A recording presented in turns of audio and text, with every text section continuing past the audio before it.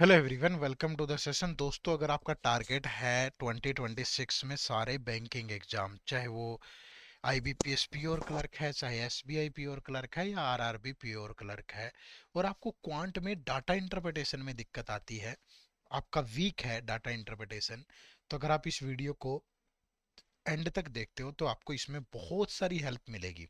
क्यों मिलेगी? क्योंकि इस वीडियो में हम डिस्कस करने वाले हैं कि what is the weightage of DI in banking exam prelims and mains? What are the most important type of DI? What is the difference between prelims level DI or mains level DI? Which basic concept are required before starting DI? How can student improve calculation speed for DI? How can student maintain accuracy while solving DI? How students should select the right DI set during the exam? How much time should be spent on one DI set in prelims and mains? Or how many DI sets should student practice daily? And what are the common mistakes student doing while solving DI? और how can they avoid them? तो ये सारे सवालों का जवाब एक ही इस video में मिलेगा, एंड तक देखिएगा। दोस्तों, जब भी हम किसी भी एग्जाम को टारगेट करते हैं ना, अगर हम उस एग्जाम की तैयारी स्टार्ट करने से पहले एक बार प्रीवियस ईयर पेपर का एनालिसिस कर लें तो हमारे लिए बहुत सारी कहानी आसान हो जाती है। क्योंकि प्रीवियस ईयर पेपर हमें सिर्फ ये नहीं बताते कि कितने नंबर ऑफ क्वेश्चन आए थे, बल्कि एग्जैक्ट लेवल भी बताते हैं कि कौन से टॉपिक इंपॉर्टेंट है, कौन से नहीं, ये सब बताते हैं। तो एक बार इनका एनालिसिस जरूर कर लिया करो। और बैंक के ये 6 मेजर एग्जाम के पीवाईक्यू आपको फ्री ऑफ कॉस्ट मिल रहे हैं, इसी वीडियो के डिस्क्रिप्शन में लिंक है। ठीक है, चलिए। तो सबसे पहला question, what is the weightage of DI in the banking exam preliminary and mains? अब देखो, एक तो अलग अलग है। जैसे अगर मैं बात करूं, आईबीपीएस चाहे पीओ हो चाहे क्लर्क हो, तो प्रीलिम्स में क्वांट के 35 क्वेश्चन होते हैं। अब एसबीआई क्लर्क में 35 होते हैं, लेकिन पीओ में 30 होते हैं अभी। आरआरबी की बात करूं तो आरआरबी पीओ चाहे क्लर्क को प्रीलिम्स में 40 होते हैं। तो ये थोड़ा सा डिपेंड करता है, तो इसलिए मैंने यहाँ परसेंटेज में लिया है। तो DI usually contribute 10 to 15 question out of 35। तो जहां 35 है, अगर 35 क्वेश्चन है या 30 क्वेश्चन है या 40 क्वेश्चन है प्रीलिम्स में, तो सेट ऑफ डीआई 3 रहते हैं भाई। कई बार 30 हो सकता है कि उसमें 2 सेट दे दे, कई बार ऐसा हो सकता है, अदरवाइज मोस्टली 15 क्वेश्चन ही रहते हैं। तो 30 से 40% of the quant section is from there. ठीक है। और मोस्टली जो डीआई होते हैं प्रीलिम्स में, वो कंसेप्ट पे ही बेस्ड होते हैं, डायरेक्ट कैलकुलेशन पे ही होते हैं, बहुत मुश्किल नहीं होते। ठीक है। बट मेंस एग्जाम में DI becomes the backbone of the quant section. 15 से 25 क्वेश्चन होते हैं। अब अलग अलग नंबर ऑफ क्वेश्चन होते हैं सब में। अगर आरआरबी है तो 40 होंगे, आईबीपीएस है तो फिर एसबीआई है तो 30 होंगे। सबका अलग अलग है। तो 40 से 60% वेटेज डीआई की होती है मेंस में। ठीक है। Questions are calculation intensive and often mixed with arithmetic concept. ठीक है, सीधे नॉर्मल ग्राफ्स पे डीआई नहीं होंगे, अर्थमेटिक के कंसेप्ट को मिला करके होंगे। ठीक है। उसके बाद second question is, what are the most important type of DI asked in the banking exam?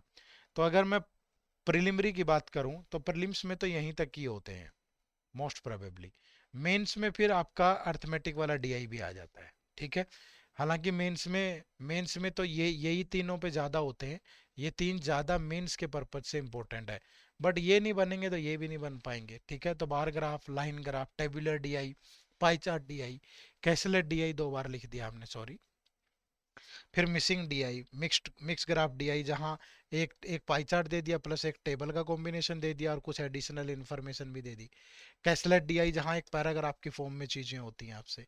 Arithmetic में डीआई जैसे टाइम एंड वर्क पे डीआई है, टाइम स्पीड डिस्टेंस पे डीआई है, सिंपल एंड कंपाउंड इंटरेस्ट पे डीआई है, percentage ratio तो सब में आता ही आता है भाई। ठीक है। तो इतने टाइप के डीआई हैं जो आपको पढ़ने चाहिए। कुछ लोग बोलेंगे कि सर रडार ग्राफ, ये स्कैटर फनल, ये वो बहुत कम पूछता है, सिर्फ एसबीआई में ही, वो भी एक आध बार कभी, अदरवाइज नहीं पूछता वैसे वाले। ठीक है।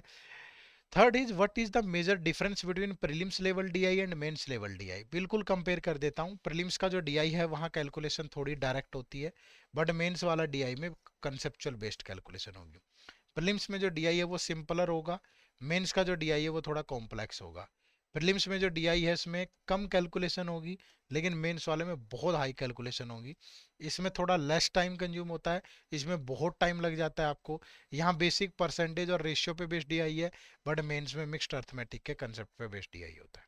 ठीक है। उसके बाद, which basic concept are required before starting DI. कौन से कंसेप्ट चाहिए? देखो, एक तो सबसे पहले आपको टेबल आनी चाहिए कम से कम 30 तक। उसके बाद स्क्वायर्स आने चाहिए, क्यूब्स आने चाहिए। और ये जो परसेंटेज कन्वर्जन है ना, बेसिक परसेंटेज, वो आपको बहुत अच्छा होना चाहिए भाई आपका। आपको पता हो कि 43% जल्दी कैसे कैलकुलेट करना है, 113.5% कैसे कैलकुलेट करना है, 39.6% कैसे कैलकुलेट करना है। मतलब परसेंटेज पे बहुत अच्छी कमांड हो, और बेसिक रेशियो। ठीक है, तो बिना इनके आप डीआई नहीं बना पाओगे, ये बहुत जरूरी है आपको आना। ठीक है। और उसके बाद कुछ टॉपिक आपको, जैसे परसेंटेज और रेशियो तो अच्छे होने ही चाहिए आपके, बाकी अर्थमेटिक डीआई के लिए आपके ये टॉपिक भी अच्छे होने चाहिए। ठीक है। तो कैलकुलेशन बहुत अच्छी हो, परसेंटेज रेशियो बहुत अच्छा हो, ये तो बेसिक नीड है भाई, बिना इसके तो आप डीआई सोच ही नहीं सकते हो। ठीक है। चलिए, उसके बाद how can student improve calculation speed for DI. देखो, एक तो मेंटल कैलकुलेशन, मतलब पेन का इस्तेमाल कम करो। ठीक है। अब मैं बोल रहा हूँ कि मुझे 49 या कुछ ऐसा ले लो ना, 47.4% ऑफ 560 कैलकुलेट करना है। अब एक बच्चा तो इसको ऐसे लगेगा भाई, 47.5 डिवाइड बाय 100, और डेसिमल के नाम का 10 इंटू 560, फिर काटा पीटी करेगा। एक बच्चा सिंपली सोचेगा 50% माइनस 2% माइनस 0.6%। ठीक है भाई, या माइनस 5.5% माइनस 0.1%। वो तो बहुत सिंपल सोचेगा ना भाई। ठीक है, इसका 50% हो गया 280, इसका आपका 1% होगा 5.6, तो 2% हो जाएगा 11.2। फिर इसका 0.5% हो जाएगा, अगर 1% 5.6 है तो 2.8 हो जाएगा, 0.1% 0.56 हो जाएगा। मतलब जल्दी जल्दी कैलकुलेट करेगा, बहुत ज़्यादा टाइम नहीं लेगा भाई। ठीक है, तो आप जितना जल्दी कर पाए उतना जल्दी आपके लिए बेटर रहेगा।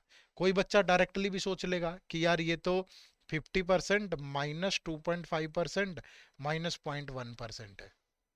2.5 का फ्रैक्शन होता है 1/40, इसका 1/40 देखोगे तो 14 आ गया, तो 280 माइनस 14, तो ये 266 तो डायरेक्टली बच गया भाई। और 266 में से 0.1% अगर निकालोगे, इसका 0.1 क्या होता है, 0.56 होगा, 0.56, तो ये बच गया 265.44। देखो कितना एग्जैक्टली निकाल दिया हमने, विद इन सेकेंड। तो थोड़ी मेंटल कैलकुलेशन अच्छी होगी तो ही इंप्रूव होगी। अब करते रहोगे हाथ से तो बहुत मुश्किल हो जाएगा। तो परसेंटेज कन्वर्जन सीख लो भाई, और mental calculation, multiply, square, cube, ये सब जल्दी जल्दी। तो जितना पेन का इस्तेमाल कम करोगे उतनी स्पीड बढ़ेगी। बट अगर पेन का इस्तेमाल कम करना है तो पहले पेन का कि को यूज करना पड़ेगा, पेन को जितना घिसाओगे उतना कम होता जाएगा। समझ पा रहे हो? तो मेंटल कैलकुलेशन हो और परसेंटेज पे अच्छी पकड़ो, तो डीआई में इंप्रूव होने से कोई नहीं रोक सकता। ठीक है। How can student maintain accuracy while solving DI. ये मुझे अजीब से लगते हैं क्वेश्चन, कैसे एक्यूरेसी, अगर स्पीड अच्छी है तो सब कुछ हो जाता है। तो डाटा को केयरफुली रीड करो। ठीक है। इंपॉर्टेंट वैल्यूज, इंपॉर्टेंट पॉइंट को लिख लो। ठीक है। ये नहीं कि याद रह जाएगा, भूल जाते हो भाई, पेपर का प्रेशर होता है। ठीक है। गैस वर्ड अवॉइड करो, कैलकुलेशन आर लेंथी है तो अप्रोक्सीमेशन का यूज करो। ठीक है। Focus on one question at a time, analyse mistake. जब भी आप डीआई सोल्व करते हो तो अपनी मिस्टेक्स को देखो, आप क्या कर रहे हो, कहाँ टाइम लग रहा है आपको। परसेंटेज कैलकुलेट करने में टाइम लग रहा है, कैलकुलेशन में टाइम लग रहा है, या आप डीआई देख के समझ ही नहीं पा रहे हो। बहुत सारे लोगों को तो मैं देखता हूँ वो यही नहीं समझ पाते कि इसमें टेबल कैसे बनेगी भाई, कौन कौन से कॉलम्स के अंदर क्या क्या वैल्यू आएंगी। तो थोड़ा प्रैक्टिस से सारी चीजें ठीक हो जाएंगी, है ना। How student should select the right DI during the exam. पहले तो 20-30 सेकंड में आप डीआई को पूरा प्रॉपर स्कैन कर लो। फिर आप ये देखो कि क्या आपने इस तरह का डीआई पहले प्रैक्टिस किया हुआ है। ठीक है। और अगर आपको लगता है कि 3 सेट ऑफ डीआई है और मैंने तीनों ही प्रैक्टिस किए हुए हैं, तो उसमें से पहले इजी वाला चूज करो। इजी वाला कैसे पता चलेगा? इजी वाला आपको ऐसे पता चलेगा कि सबसे पहले आप क्या देखोगे कि उसमें ग्राफ कैसे है। ठीक है। ग्राफ में दी गई वैल्यूज कैसी हैं। अब उसमें ग्राफ में दी गई वैल्यूज वेरिएबल की फॉर्म में है, तो आप कैसे आसान कह सकते हो उसको। ठीक है। अगर ग्राफ में दी गई वैल्यू मिसिंग तरह की है, कैसे, अगर सिंपल ग्राफ है तो वो ज्यादा आसान होगा। तो सिंपल ग्राफ है, फेवर वेरिएबल है, क्लीनर डीआई है, डाटा है, तो ठीक है। अगर डिफिकल्ट दिखे, लार्ज टेबल दिखे, मल्टीपल कंडीशन दिखे, लॉन्ग अर्थमेटिक की कैलकुलेशन दिखे, तो छोड़ दो भाई। तो पहली शर्त ये है कि वो आपको डीआई देख के पता होना चाहिए यार ऐसा डीआई मैंने प्रैक्टिस कर रखा है, तो वही आपकी प्रायोरिटी लिस्ट में नंबर 1 पे आएगा भाई। ठीक है। उसके बाद फिर बाकी सारी चीजें। नेक्स्ट है how much time should be spend on one DI set in prelims and mains. देखो प्रीलिम्स में जो डीआई होता है, जैसे अब आरआरबी की बात करूं मैं, अब आरआरबी का डीआई 3 मिनट में बन जाएगा भाई, ज्यादा मुश्किल नहीं आता है। कलरक की बात करूं अगर मैं, 2 मिनट में भी बन जाता है कई बार, पूछता है आसान। ठीक है। अब क्लरिकल का डीआई बन जाता है 3 मिनट में, 4 मिनट में। ठीक है, बट पीओ का डीआई 5 मिनट तक भी ले लेता है। ठीक है भाई। और मैक्सिमम कई बार बहुत टेढ़ा है तो 6-7 मिनट भी ले लेगा भाई, तो इतने में टाइम।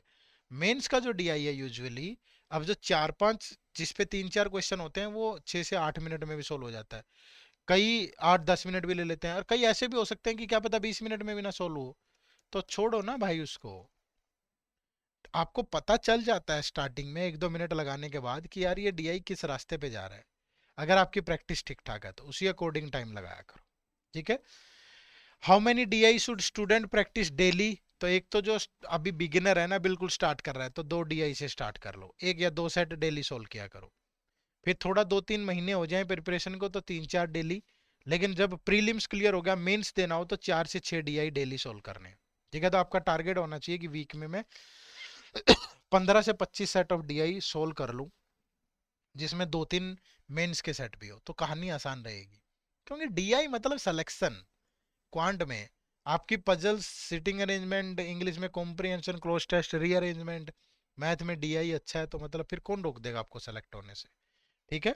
चलिए, अब what are the common mistakes should student make while solving DI. पहला तो वीक कैलकुलेशन स्किल, करते ही नहीं है प्रैक्टिस। उन्हें लगता है कि अपने आप हो जाएगा, जादू हो जाएगा, नहीं होता कभी भी भाई। अगर मैं कभी भी अपनी कैलकुलेशन अधूरी नहीं छोड़ता, चाहे मैं बच्चों को पढ़ा रहा हूँ ना क्वेश्चन, तब भी। क्यों? क्योंकि जिस दिन मैंने करना छोड़ दिया उस दिन होगा नहीं। ठीक है। दूसरी मिस्टेक करते हैं कि डिफिकल्ट डीआई से स्टार्ट करते हैं, नहीं, इजी से स्टार्ट किया करो। इग्नोर करते हैं अर्थमेटिक के कंसेप्ट को, कि परसेंटेज पढ़ते नहीं, रेशियो पढ़ते नहीं, स्पीड मेथड डीआई कर लेते हैं। भैया परसेंटेज रेशियो के बिना डीआई होगा ही नहीं। एक सेट पे बहुत ज्यादा टाइम लगाते हैं, तो लिमिट सेट करो घर पे भी। स्टार्टिंग में 1-2 महीना बिना उसके करो टाइम के, लेकिन उसके बाद फिर देखो कि जल्दी जल्दी बन रहा है कि नहीं। मॉक टेस्ट को एनालाइज नहीं करते हैं, प्रैक्टिस करते हैं सिर्फ। इजी इजी टाइप के डीआई प्रैक्टिस करते हैं, मुश्किल वाले को छूते ही नहीं है। तो फिर कैसे काम चलेगा? तो ये सारी मिस्टेक्स को अवॉइड करना है भाई, अच्छे से करना है। ठीक है। चलो, कर कहाँ से सकते हो? देखो हमारा ये बैंकिंग एग्जाम का एक महापैक कोर्स है, जिसमें हम एसबीआई, आईबीपीएस, आरआरबी, पी और क्लर्क, ये सारे एग्जाम एक ही जगह टारगेट कर रहे हैं। अब इसमें क्या है कि क्वांट रीजनिंग और इंग्लिश आपको कंसेप्ट क्लास मिलेंगी बिल्कुल जीरो से हीरो वाली। मतलब एक टॉपिक ऐसे पढ़ाया होगा कि उसका बेसिक, फिर कंसेप्ट, ट्रिक्स, उस पे फिर data sufficiency, quantity comparison, DI, advance level, new pattern, सब कुछ होगा उस पे। और फिर उसके प्री और मेंस लेवल के टेस्ट होंगे। तो ऐसे क्वांट और रीजनिंग इंग्लिश का हर एक टॉपिक कवर्ड है। फिर इसके बाद करंट अफेयर भी पिछले 1 साल की अपडेट होती रहती है, मंथली कंपाइलेशन और एमसीक्यूज। फिर descriptive English both pattern, IBPS और एसबीपीओ, साथ में फोटो मटेरियल, कंप्यूटर की class notes, topic wise test, mini mock test of PO and clerk level, full length test of prelims and mains level, previous year paper of prelims and mains level, interview guidance, mentor, सब कुछ है जो एक बच्चे को चाहिए banking exam की तैयारी करने के लिए। ठीक है। तो ये कोर्स आपके लिए बड़ा हेल्पफुल रहेगा। इसी वीडियो के डिस्क्रिप्शन में इसका लिंक है, जाकर के ज्वाइन कर सकते हो। या गूगल पे जाके edutap.in लिखो, ये हमारी वेबसाइट ओपन होगी। या कोर्सेज में जाओगे, कोर्सेज में जाके ये देखो बैंकिंग कोर्सेज आएगा। यहाँ बैंकिंग कोर्सेज पे जब आप जाते हो, तो ये 2 कोर्स मिलेंगे आपको हमारे। ये सिर्फ बैंकिंग एग्जाम के लिए है, और ये बैंकिंग प्लस आरबीआई के लिए है। जो बच्चा बैंक के साथ साथ आरबीआई भी टारगेट कर रहा है, वो इस कोर्स में एनरोल कर सकता है। ठीक है भाई। चलिए, तो जुड़ने के लिए इसी वीडियो के डिस्क्रिप्शन में लिंक है। चैनल में नए हो तो सब्सक्राइब कर लेना। उम्मीद करूंगा कि डीआई की बहुत सारी प्रॉब्लम जो आपको आ रही थी इस वीडियो के माध्यम से रिजोल्व होगी। डीआई को डेली प्रैक्टिस जरूर करें। ठीक है। चलिए, bye bye, take care, thank you very much, जय हिंद, जय भारत।